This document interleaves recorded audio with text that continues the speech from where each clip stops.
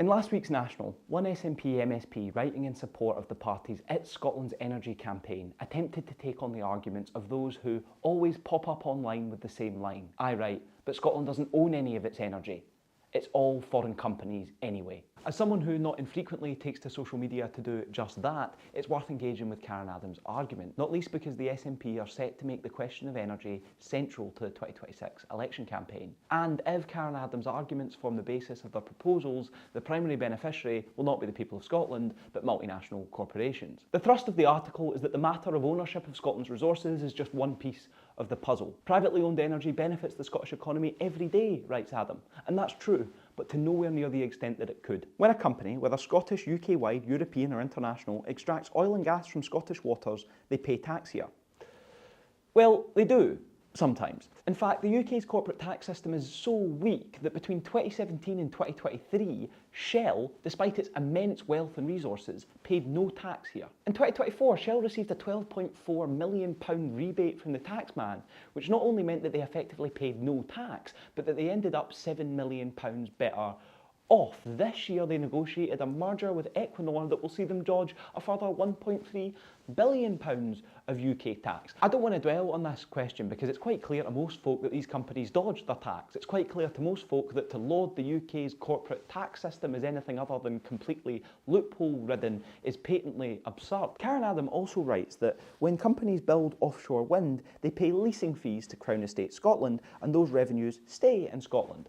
Again, that's true, but those revenues are nowhere near what they should be because in 2022, during the ScotWind auction, Karen Adams' party, the SNP, imposed a price cap, which meant that companies could not bid above £100,000 per square kilometre. Now that drastically undervalued Scotland's natural resources. In fact, it sold the seabed off on the cheap to companies like BP and Shell, who are more than capable of paying much more. In fact, just a few months later, they did pay much more at an auction in New York, where the true market value for such assets was made clear. If Scotland's auction had been run at a comparable rate without the price ceiling that the SNP imposed, rather than the £700 million paltry sum that ScotWind raised, it could have raised £16.4 billion.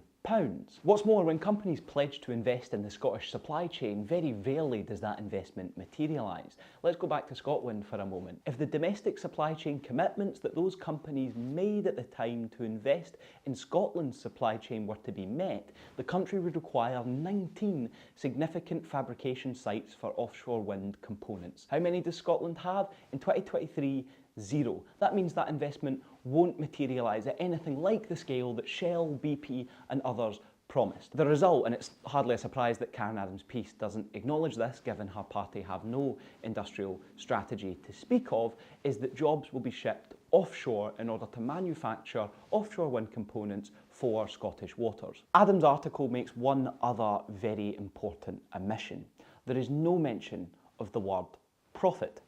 In fact, she writes that if someone from France or Norway or Japan builds a wind farm off the coast of Fraserburgh, the wind doesn't suddenly become French or Norwegian or Japanese. Again, that's true.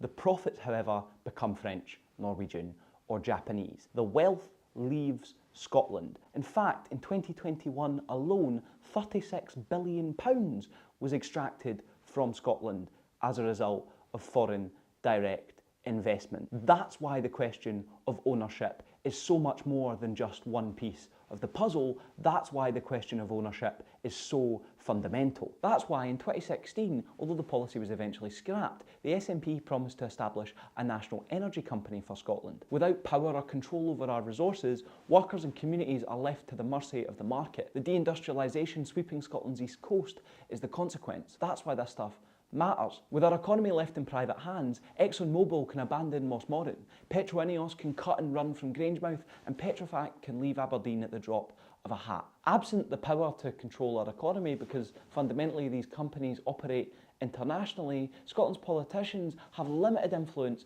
to curtail these disastrous decisions. If this article is anything to go by, then the SNP's It's Scotland's Energy campaign is simply a push for the status quo, where Scots are left dependent on decisions made in boardrooms thousands of miles away by people who they do not elect and whose names they don't even know.